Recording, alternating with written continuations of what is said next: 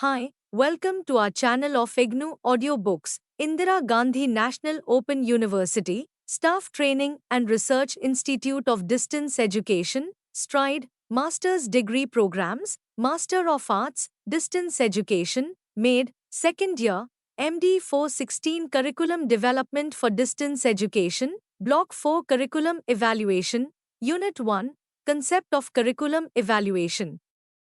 1.1 Introduction. Education, as an institution in modern societies, has contributed much to human welfare, including intellectual, social, and economic developments as well as the enlargement of knowledge and culture.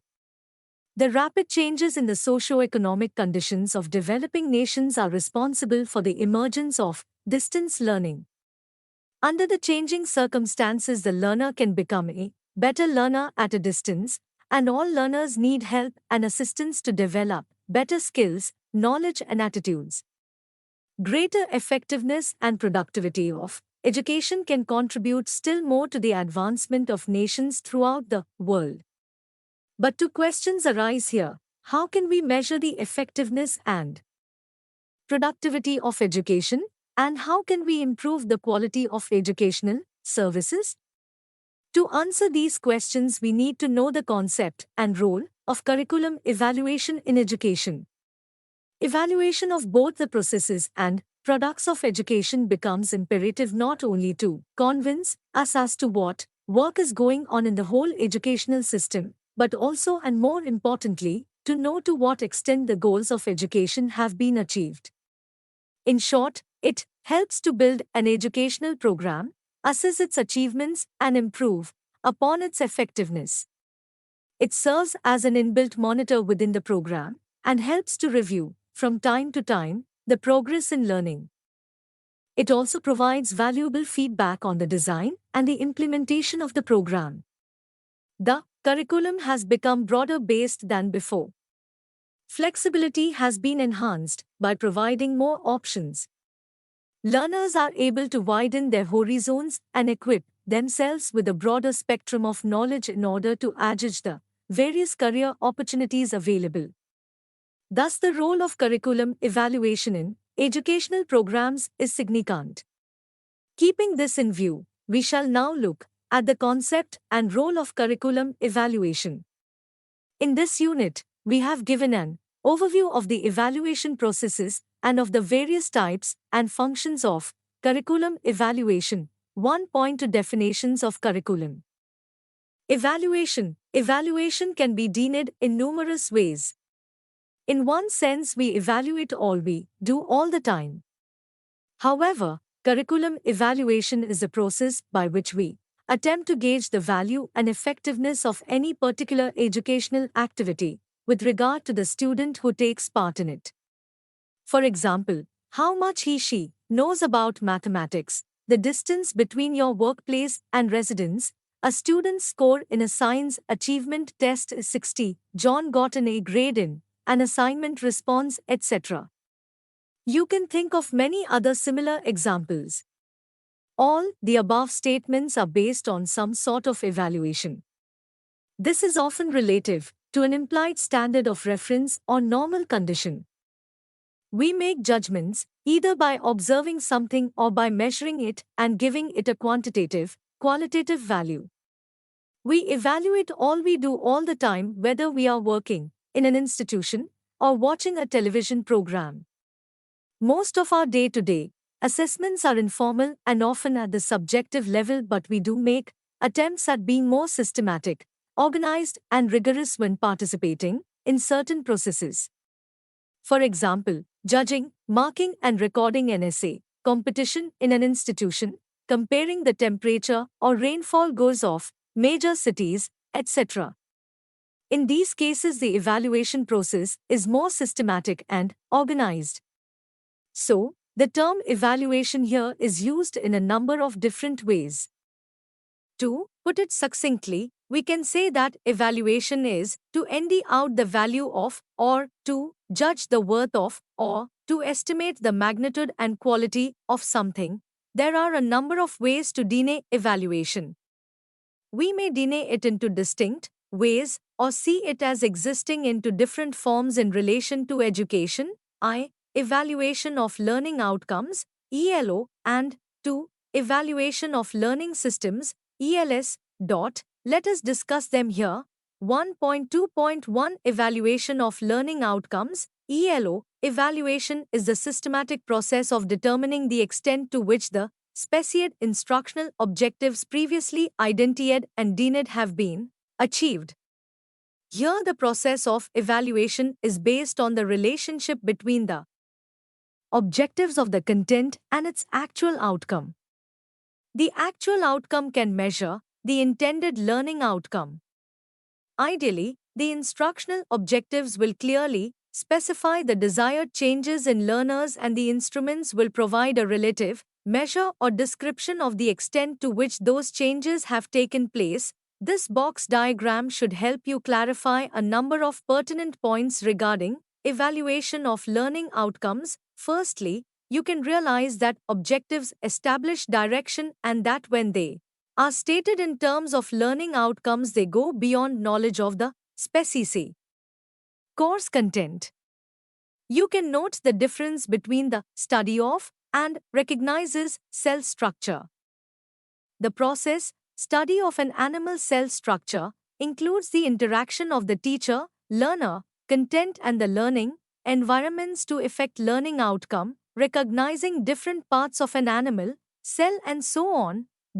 Secondly, you can realize the varying degrees of dependence that the outcome, i.e., recognizes and draws, has on the course content. The learning outcome, recognizes, is a specific outcome of major instructional objective knowledge. The learning outcome draws is a specific outcome of the major instructional objective skill.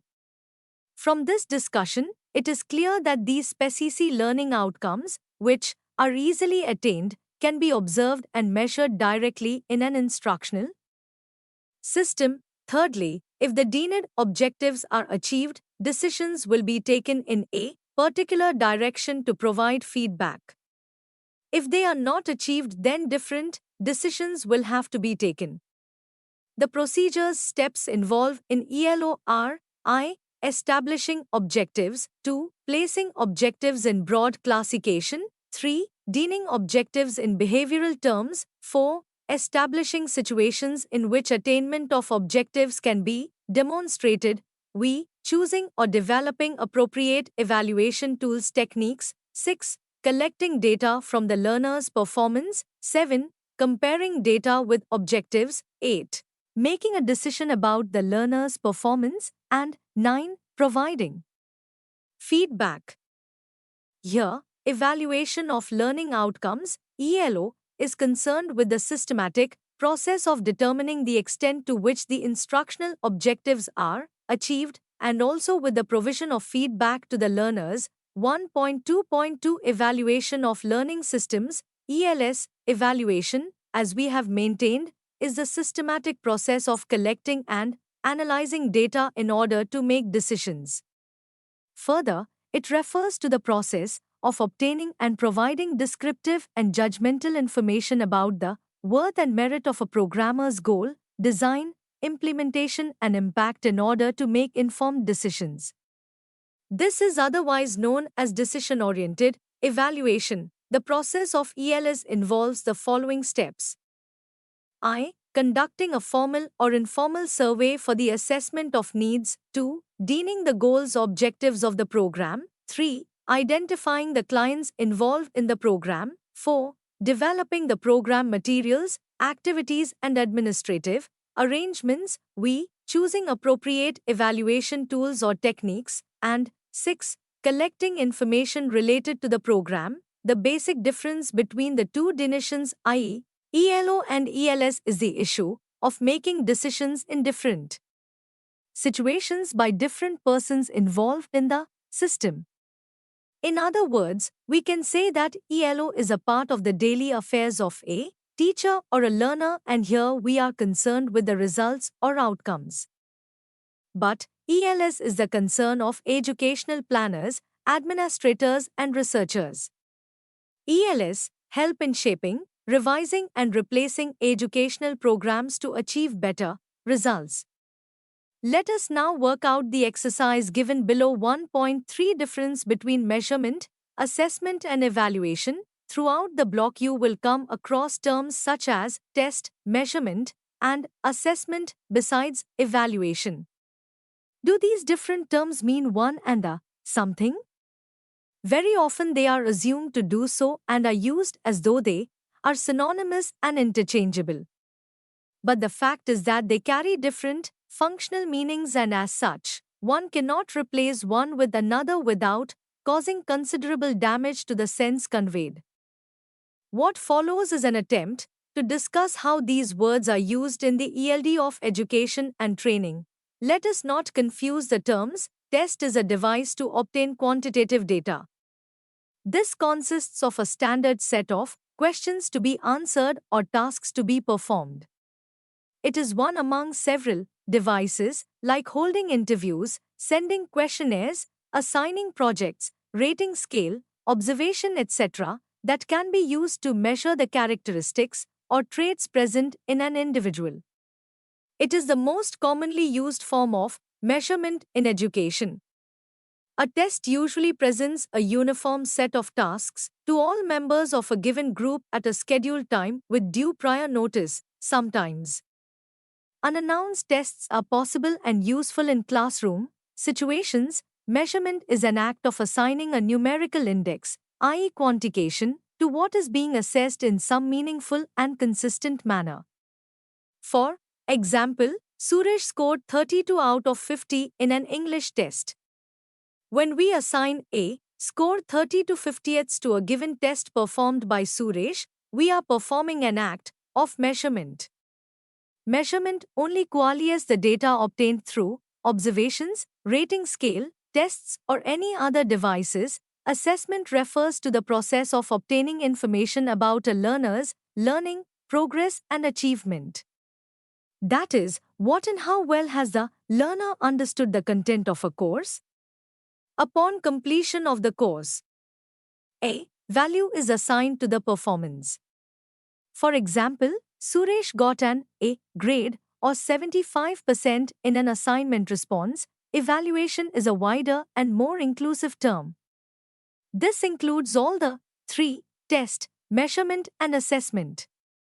When we compare the score of a learner with those of other learners and judge whether it is good, average, satisfactory, unsatisfactory, bad, we are performing an act of evaluation.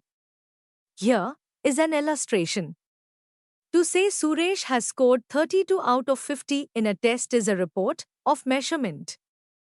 But to say Suresh is good in English is an instance of evaluation. To be more clear, let us take another example. A typist types 50 words per minute. Here, 50 is a symbol by which his/her ability is being measured. When we say that he/she types better than other typists in the of CE, we evaluate his/her typing ability. So in the case of evaluation, we assign a value judgment to measurement. Measurement answers how much, whereas evaluation answers how good, or how well. Put differently, the latter adds meaning or value judgment to measurement. From what we have just now seen, we can note that evaluation includes three components. They are 1. Quantitative description, e.g. Raman has scored 60 in mathematics. 2. Qualitative description, e.g. Raman is able to solve mathematical problems systematically. 3. A value judgment, e.g. in view of the above facts, Raman is good in mathematics. In one sentence we can say that evaluation is equal to quantitative description, measurement, facts and goals, qualitative description, non-measurement, ranking, weightage, value judgment. The above discussion explains the comprehensive nature of evaluation and the role of measurement in the evaluation process. It goes beyond the simple quantitative description. Evaluation always includes value judgments concerning the desirability of the result. 1.4 Types of evaluation. In the previous sections, we discussed evaluation as a process of assessing the worth of a product, a process, or a program. With reference to the processes, products, and persons under consideration. Different types of evaluation can be grouped as below: L student evaluation, L institutional evaluation, L program evaluation, L personnel evaluation. The above four types should give us a global view of evaluation. But we can also state the types of evaluation according to functions, approaches, and nature of reference, because there is no one best way to classify evaluation. Every evaluation situation is unique. Evaluation needs to be situationally responsive, which is more helpful than a rigid orthodox form of evaluation. Based on functions, evaluation can be prognostic diagnostic. According to approach, it may be formative or summative, and with respect to the nature of reference, it may be criterion referenced or norm referenced evaluation. The above discussion provides us with a broad understanding of types of evaluation. Let us put all these into tabular form for a better understanding. Table 1.1 Basic ways of classifying different types of evaluation. Look at the screen. We have already discussed above how one of the distinctive features of the evaluation process is the use of a wide variety of procedures. These may be described in many different ways, depending on the frame of reference used. We shall discuss here student, institutional, and program evaluation, which will give us an overview of the subject. 1.4.1 Student evaluation. In this case, the evaluation process is addressed to each single student and to the group of students as a whole. The evaluation which concerns the individual student is based on information which denotes his/her achievement, intelligence, personality, attitude, aptitude, and interest. These traits can be measured with the help of individual teacher-made or standardized tests. This is otherwise known as individual student evaluation. The evaluation process which deals with the students as a whole has more or less the same purpose, but it concentrates on pointing out the difference between the subjects and the population. This is otherwise known as group evaluation. The individual and group evaluation processes can function at three levels: I. Individual group initial evaluation, 2. Individual group intermediate evaluation, and 3. Final evaluation. I. Initial evaluation of an individual or of a group aims at evaluating the pupil entry behavior in a sequence of instruction. This is also known as placement evaluation. For example, before the start of the proper course, the learners could be sorted out according to their abilities and placed in a particular course. Placement evaluation is necessary for admission of students into a new course or program. The initial evaluation can be based either on certificates or on data resulting from objective tests or on information gathered in different ways. Collecting initial data has the purpose of starting the process of diagnostic evaluation. We ND diagnostic evaluation in the case of technical education. Some institutions which want to program their activity in a more constructive way base their initial diagnostic evaluation on data especially obtained at the beginning of the year by administering batteries of tests to the students. The results are deemed as learning prerequisites. This has to be regarded as a useful tool in taking early decisions about the individualization of remedial work. The same situation arises in the case of distance education. In fact, it is advantageous to examine specific data obtained at the initial moment and to base diagnostic and prognostic evaluation thereon. In this case, the educational decisions would be more reliable and more suitable to the individualization of the teacher activity. For example, before the beginning of the proper course, the students could be grouped according to their abilities and could be trained on the basis of specifically designed procedures to get the remedial work they actually need. 2. Intermediate evaluation aims at the evaluation of a student's learning progress during the period of his/her learning activity.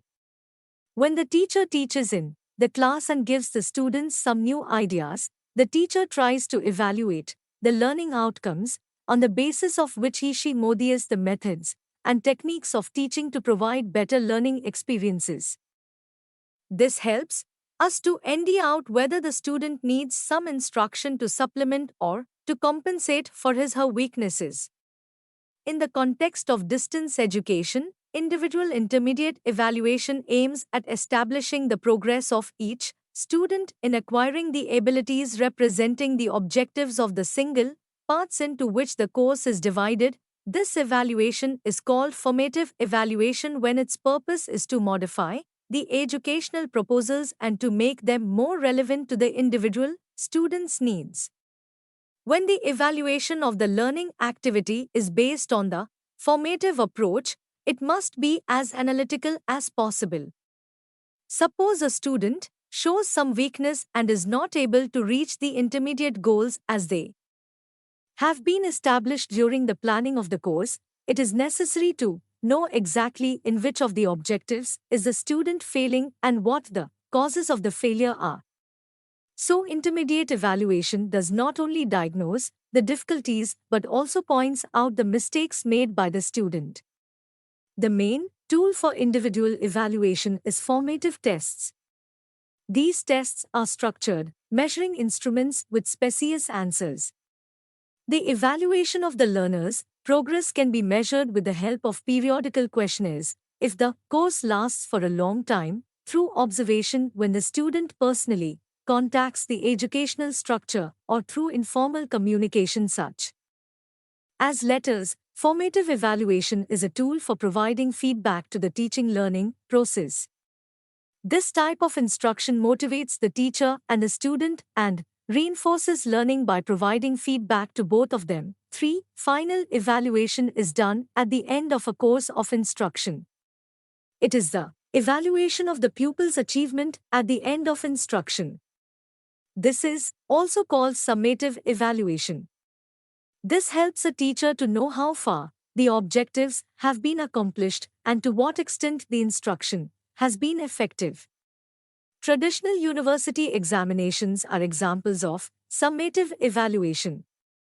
Teacher-made tests, standardized tests, rating scales are some of the widely used tools for summative evaluation. The individual null evaluation is employed for assigning grades to students. Its chief functions are crediting and certifying the level of attainment of the pupil. This is judgmental and terminal in character. It is terminal in nature because it comes at the end of a course of instruction or a program. It views evaluation as a product.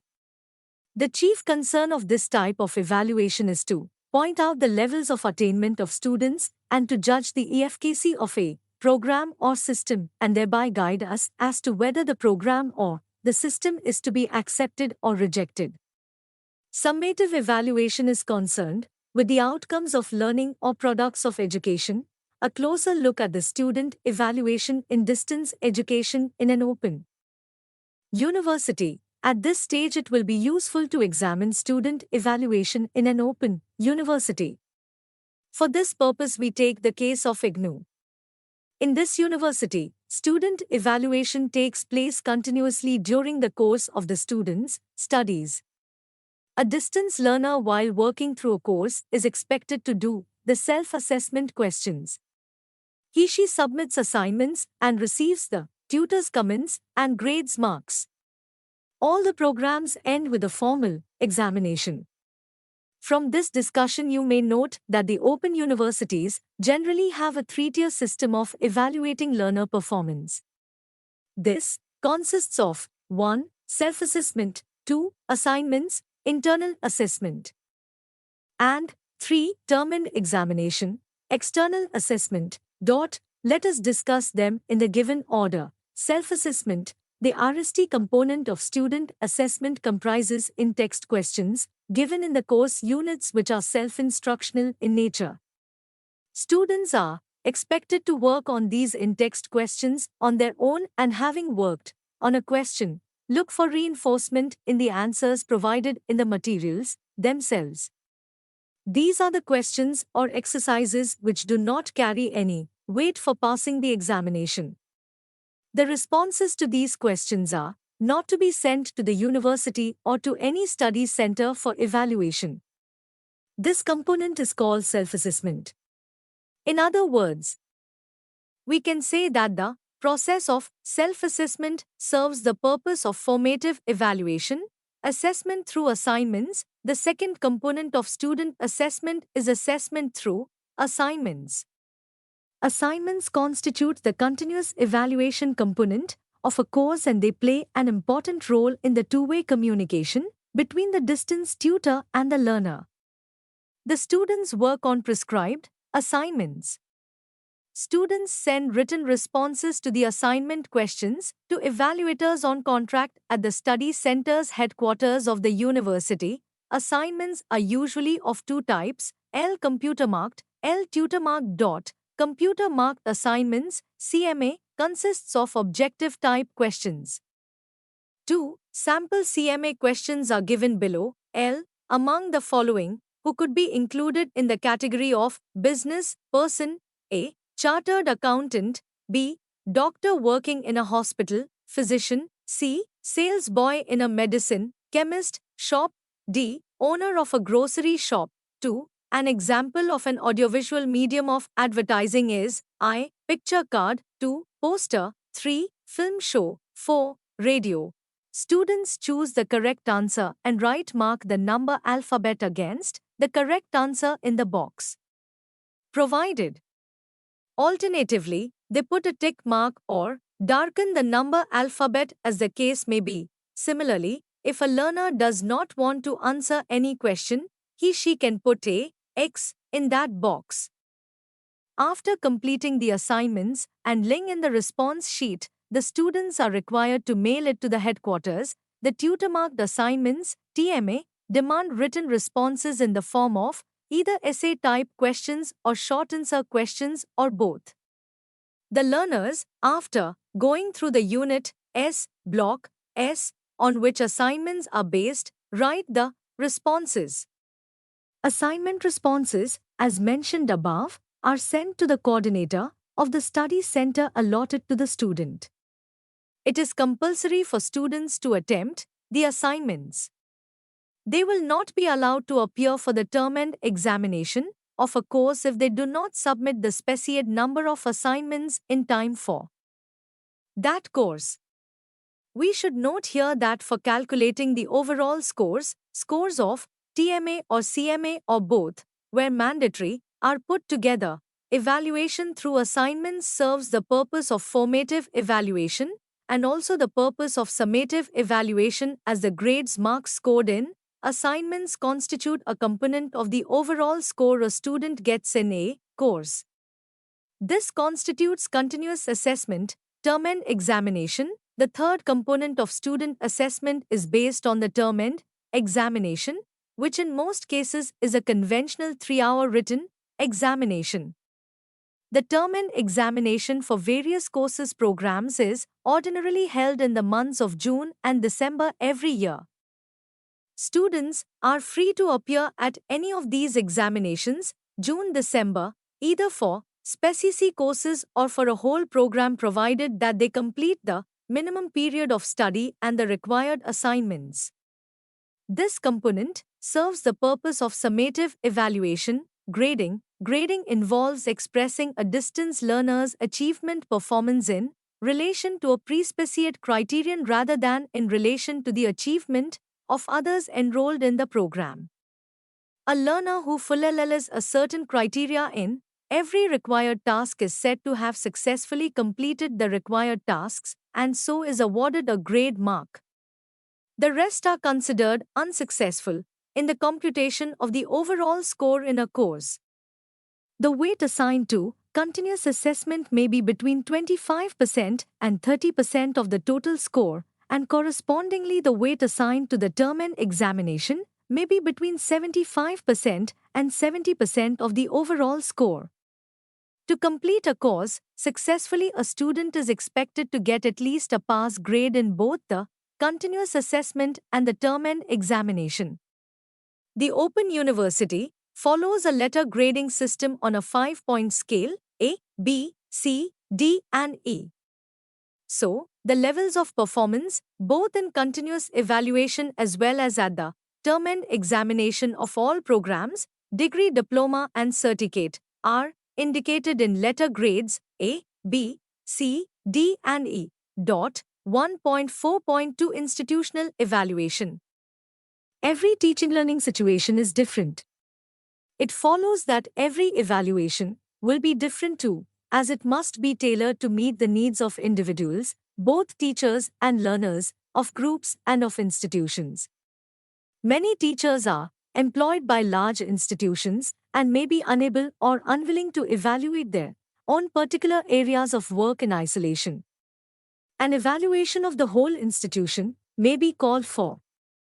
Evaluation of an institution indicates some of the aspects of an institution which could be usefully evaluated and emphasizes the need for effective control of the procedure of evaluation through a widely representative evaluation steering group. It can be very beneficial to evaluate an institution in terms of its management, administration, ancillary services, and the general environment.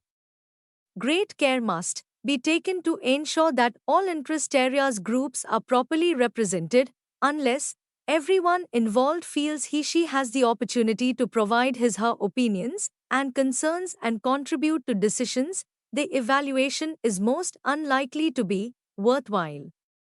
Much of the evaluation of an institution will center around the work of teachers and the educational service they deliver. It can be carried out by small groups of staff. It is possible for each small group to facilitate decision-making and to oversee the day-to-day processes, but when an institution is to be evaluated, the process goes far beyond the examination of individual courses or programs within it. All educational institutions may have existing data collection systems, often referred to as management information systems. Many institutions are now adopting quality assurance systems, including sets of questionnaires seeking students and sometimes employers' perceptions of courses. An evaluation steering group must take into account these existing systems and decide how to incorporate them into its own work to avoid duplication. It also has to examine the limitations of these systems and so avoid being restricted by them. From the above discussion, it is clear that institutional evaluation can be of two types: I. System evaluation. 2. Course evaluation. System evaluation. System evaluation involves the evaluation of any instructional program or instruction materials and includes evaluation of such factors as instructional strategies, textbooks, audiovisual material, and physical and organizational arrangements. How many courses have been produced? How many students are there? How many applicants had to be turned away? Etc. This data can be drawn from administrative records and presented regularly, often in the form of an annual report or a statistical digest in a system. In addition to measurements of activity come those of efficiency. How many students have successfully completed the courses? What amount of workload do they attempt? This data may come from administrative records and be produced as a part of regular monitoring procedures. So, system evaluation has often moved beyond the descriptive to the examination of patterns and causes. A new program is usually considered to be cost-effective if one of the following is true: I. It costs essentially the same as other programs but results in a greater achievement. 2. It costs less and results in an equal or a greater achievement. 2. It costs more but results in a significantly greater achievement. Unless the difference is minimal, anything that costs more usually must be demonstrated to be practically better. Course evaluation. The second major strand of institutional evaluation is course evaluation. The Aim of this is to improve the quality and effectiveness of the teaching and learning that takes place. The evaluation of a course or teaching materials may seek to provide information that can be used during the process of developing a course or preparing materials. These are formative evaluation procedures, but when we seek to provide information about how well the niched instruction has worked in normal use, we use what are called summative evaluation procedures. Summative evaluation procedures of a course provide feedback from tutors and students. For example, tutors can give their own reactions to the teaching materials and also accounts of the problems their students have encountered in their studies and assignments. The experience of tutors in making the course work can provide particularly useful information for subsequent modifications to or adoptions of the teaching materials and instructional arrangements. Feedback is gathered from conventional students, i.e., those in the conventional system of education while they are in the classroom and responding to a teacher's questions. In the case of distance teaching, students' feedback is collected while they are taking a course or shortly after its completion. The students' feedback from one presentation in a course helps to determine revisions for subsequent presentations. The information can be collected through mail questionnaires. 1.4.3 Program Evaluation. You may be aware that a program or course evaluation starts with needs assessment besides gathering information regarding its marketability, utility, economic viability, adequacy, and appropriateness of its content and media components. We shall here elaborate on the whole process of program, course evaluation. Institutions normally initiate some evaluation activities when launching new programs.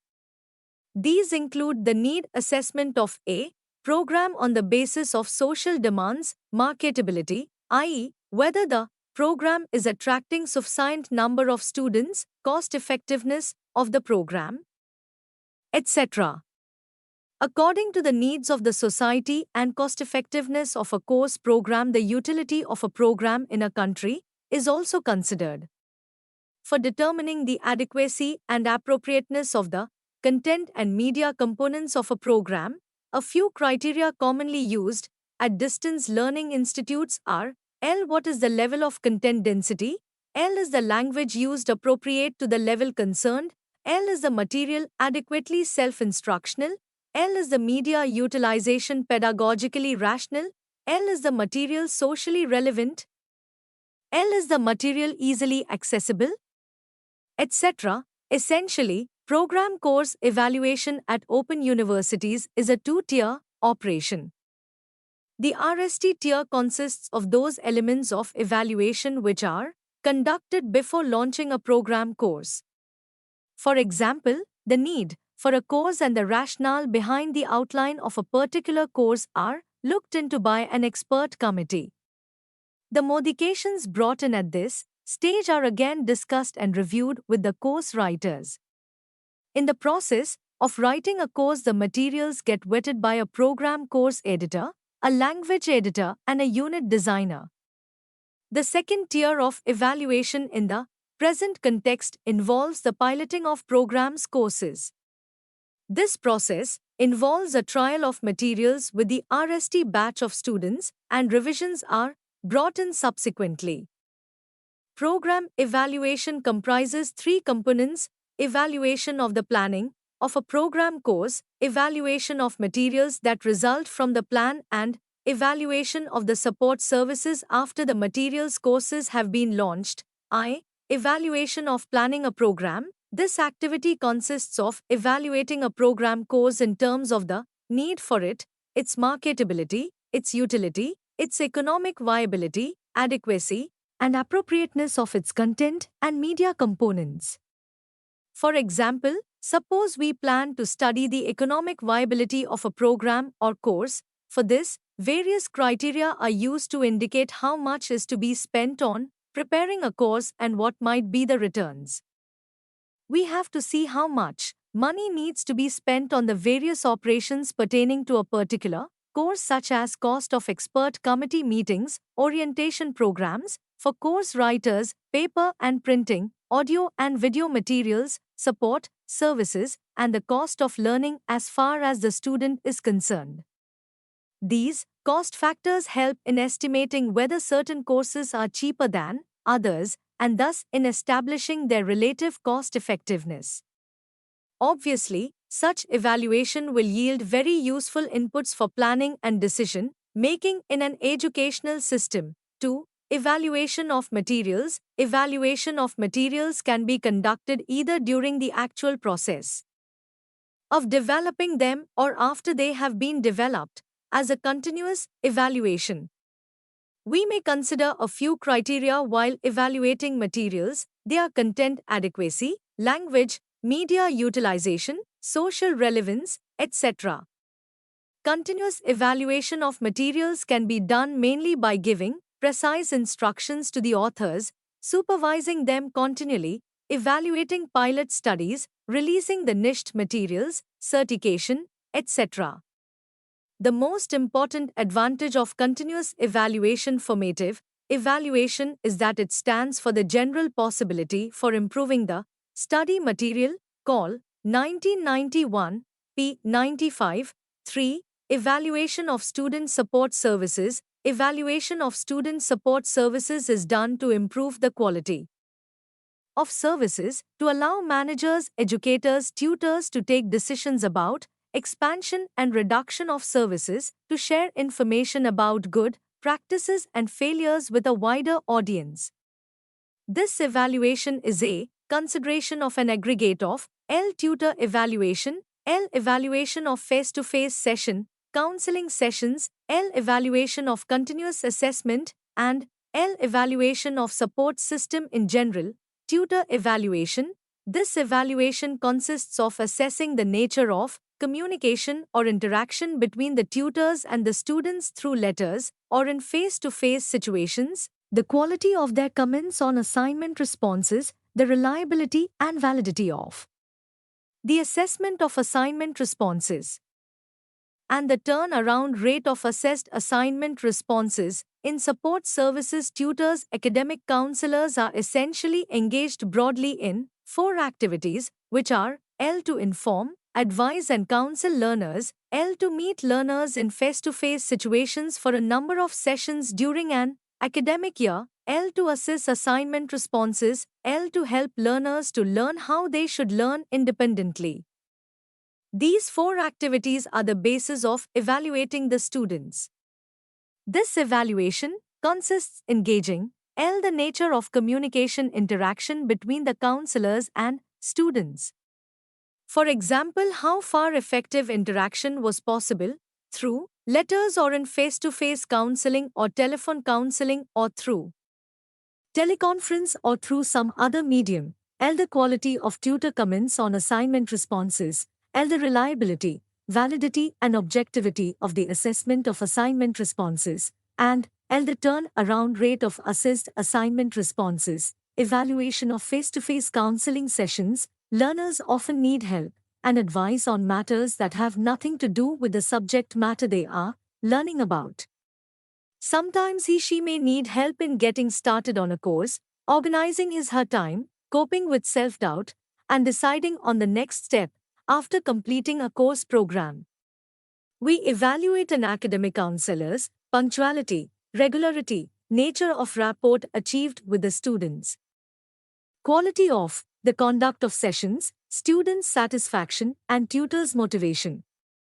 This can be measured from the administration records maintained in study centers and evaluation divisions. Evaluation of continuous assessment. Evaluation of continuous assessment consists of evaluating the validity and reliability of continuous assessment. This refers to the process of evaluation of assignments for their validity and reliability and for their correlation with the questions set in the end-of-term examination.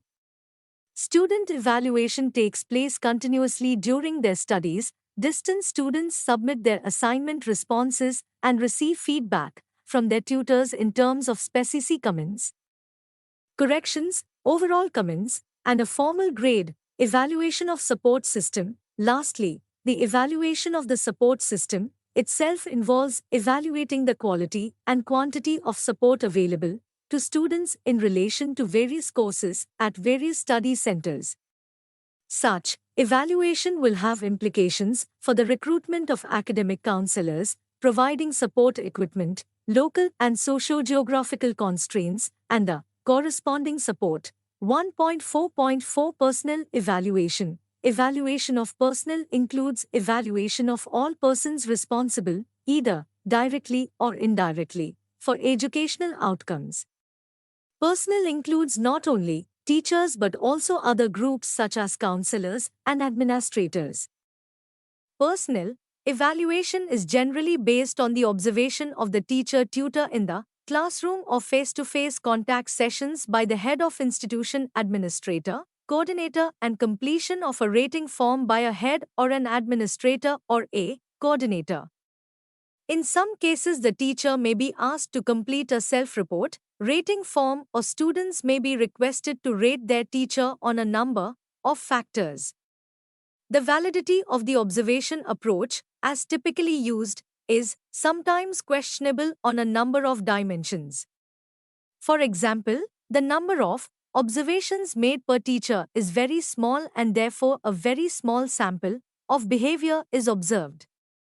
Sometimes people have a tendency to act differently than they usually do just because they are being observed. Teachers may perform better, may feel nervous, or perform poorly. So there is rarely any evidence regarding the validity and reliability of personnel evaluation if a particular method or tool such as observation is employed. From the above discussion, we can say that it is very difficult to determine what types of behavior are to be evaluated. The solution to the personnel evaluation problem, at least for the present, involves collecting the best data possible from as many sources as possible.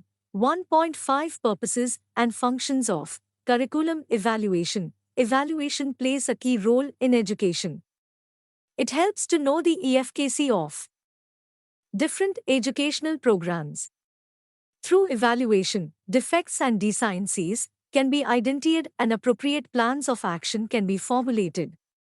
However, we may have to identify a number of specific purposes and the related functions of evaluation to make it meaningful. We have given below the most common purposes for which evaluation is used within different educational systems. Prediction. This is the purpose served when evaluation helps us discover potential abilities and aptitudes among the students. In a secondary high school, class or public examination, one has to decide whether or not one examination often forms the basis to judge future courses of study. In higher education, evaluation often forms a basis for students to continue with their chosen course of study or to MDE employment. Evaluation results are used as an important factor for selection for employment and for entry to higher education. In technical and commercial training, success at one level opens the possibility of training at a higher level. In all of the above cases, evaluation is used to predict future potential and it helps to assess the future performance of the student to select the right electives. Diagnostic. The purpose of evaluation is to help us identify the learning difficulties experienced by individuals or groups. In classroom situations, teachers constantly attempt to identify the weaknesses, lapses in learning. In distance education, the students are not physically present in the educational situation and the study materials have been planned and carried out in advance.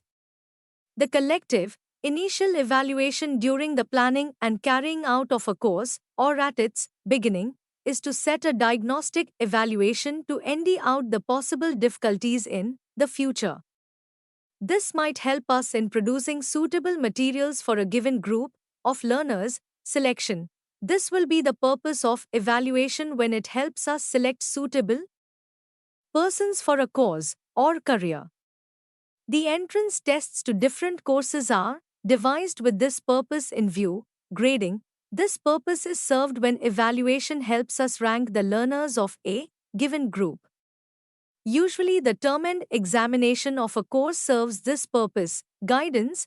This is the purpose of evaluation when it assists a person in making decisions about courses and careers. The purpose of guidance is served when evaluation enables a learner to know his or her pace of learning or lapses made while learning. The self assessment exercises in distance education materials are meant to serve this purpose. Decision making. Evaluation of a course program helps in making decisions about the worth of a course program. The results of program evaluation are used to continue or discontinue a course program. Feedback. Evaluation results provide feedback to students and educational programs in order to bring about an improvement in the system. 1.6 Summary. In this unit, we have discussed the types, purposes, and functions of curriculum evaluation. We have stated that curriculum evaluation can be deemed as the systematic process of determining the extent to which the specified instructional objectives previously identified and deemed have been achieved. There are four types of curriculum evaluation with reference to processes, products, and programs. They are student evaluation, institutional evaluation, program evaluation, and personal evaluation. Student evaluation, the process of obtaining and providing information for making decisions and judgments about a pupil's performance. Institutional evaluation, the process of delineating and obtaining information useful for making decisions about the instructional programs of an institution. Program evaluation, the process of the collection and use of information to make decisions about an educational program. Evaluation of personnel, evaluation of all persons responsible, either directly or indirectly, for educational administration, counselors, teachers, and so on. In terms of student performance, we have said that the purpose of evaluation is to determine the current status, grading, of a student's performance, to compare that status with a set of standards for selection, to predict the potential of the studies, to identify the weaknesses and lapses in learning, to suggest any possible improvements after obtaining the feedback, and to select an alternative among two or more to make a decision. Thank you. Subscribe to our channel for more updates. And we will see you with the next chapter.